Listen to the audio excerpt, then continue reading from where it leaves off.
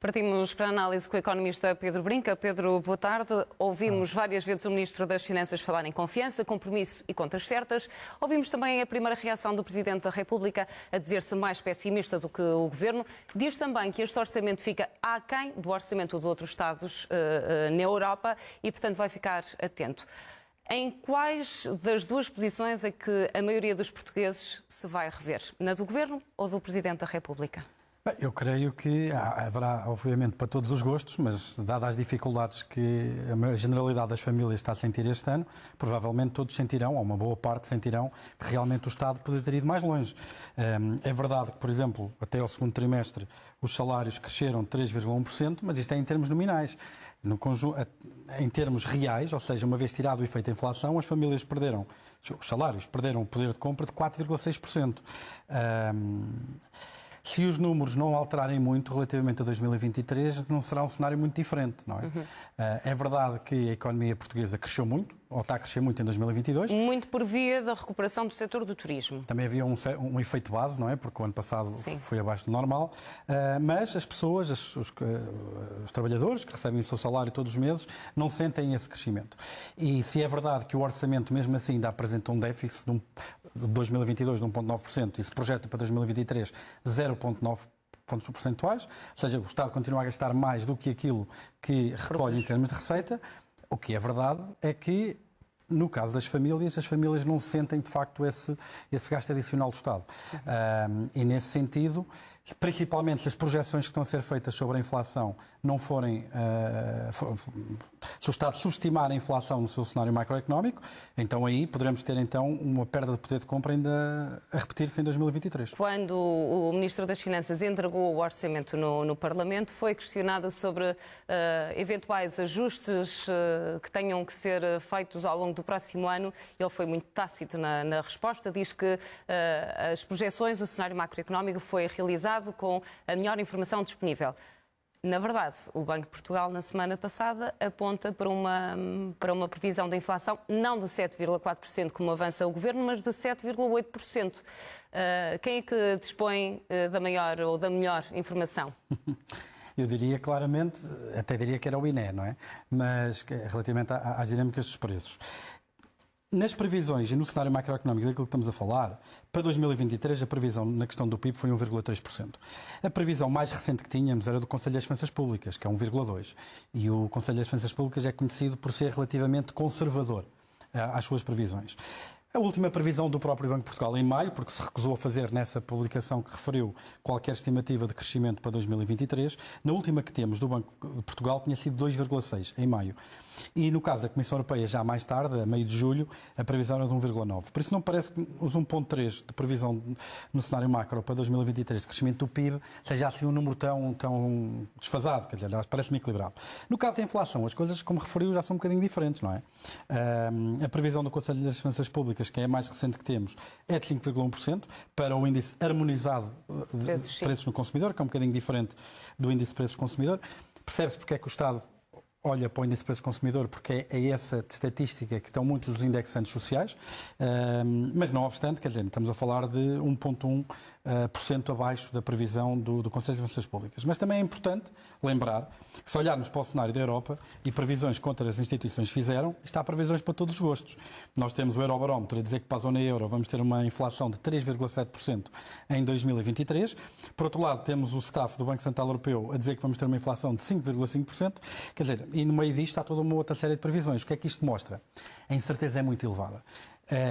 Os 4% de previsão de inflação para o ano terão talvez, no contexto da generalidade das previsões, um valor um bocadinho abaixo daquilo que talvez será a média das médias, se quisermos pôr as coisas assim, mas dada a incerteza que estamos a falar, quer dizer, não me parece que seja assim um número completamente desajustado, de todo. Falávamos há pouco no efeito da inflação e o próprio Ministro das Finanças reconhece que os portugueses perderam poder de compra. Agora, há uma atualização dos escalões de IRS de 5,1% para evitar, de facto, a penalização fiscal da carga fiscal, que por via de um eventual aumento de 5,1% nos salários, e isso está definido para o setor público, não privado, as pessoas subissem de escalão. Mas, na verdade, por efeitos da inflação, não há aqui devolução de rendimentos. Não, e é importante lembrar que em 2022 não vai ser feita nenhuma atualização dos escalões, o que significa um agravamento fiscal em 2022. Aí estamos conversados. Para 2023, a atualização dos escalões será ou não, constituirá ou não como um agravamento fiscal, dependendo daquilo que virmos que vai ser a inflação efetivamente medida. Uma coisa que eu também gostava de acrescentar é que, se de facto é verdade que nós temos um déficit, também é verdade, e está projetado um déficit para 2023, também é verdade que vivemos uma altura de grandes assimetrias, não é? Nós vivemos numa altura em que, dentro das empresas, temos empresas a crescer de forma robusta, com lucros muito elevados, outras, pelo contrário, a sofrerem bastante com esta questão da crise energética.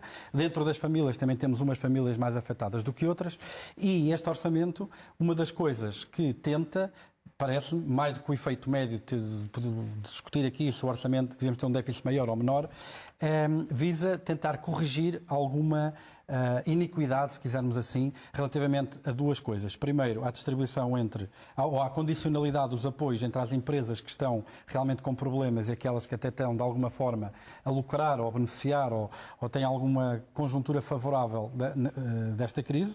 No caso das energéticas e do setor da distribuição. Exemplo, estamos aqui a discutir a questão dos lucros extraordinários, mas dentro das famílias também distinguir aquilo que são casos de privação mais acentuada, que merecem uma resposta social, de outros casos em que isso não se verifica. Mas também se olharmos aqui para o IAS, é um aumento de 8%. Portanto... Mas também a redistribuição entre empresas e famílias, porque se a economia cresce este ano a 6,7% e os ordenados têm uma quebra de poder real de 4%, é óbvio que há aqui uma grande redistribuição de riqueza, não é? E é nesse sentido que algumas medidas que foram postas, mas a legislação só consegue fazer isto em certa medida, ok?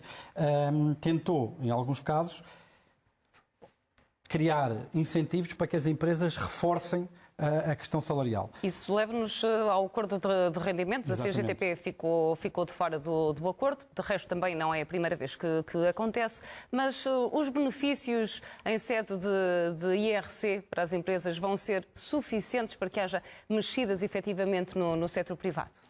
Aquilo que vimos, até foi num gráfico que foi fornecido no âmbito desta apresentação que vimos alguns excertos, é que existe ali uma previsão por parte do Governo de que, se não fossem estas medidas, a percentagem de rendimento que vai para os trabalhadores seria cerca de, se não estou em erro, 2 ou 3 pontos percentuais do total de rendimentos, mais baixa que aquilo que seria se essas medidas não estivessem em vigor. Vamos ver se será assim. É muito difícil legislar algumas destas coisas. Algumas destas medidas, como as empresas que diminuírem a disparidade salarial e que aumentarem os salários em mais do que os 5,1%, poderão deduzir esses aumentos em sede IRC, por exemplo.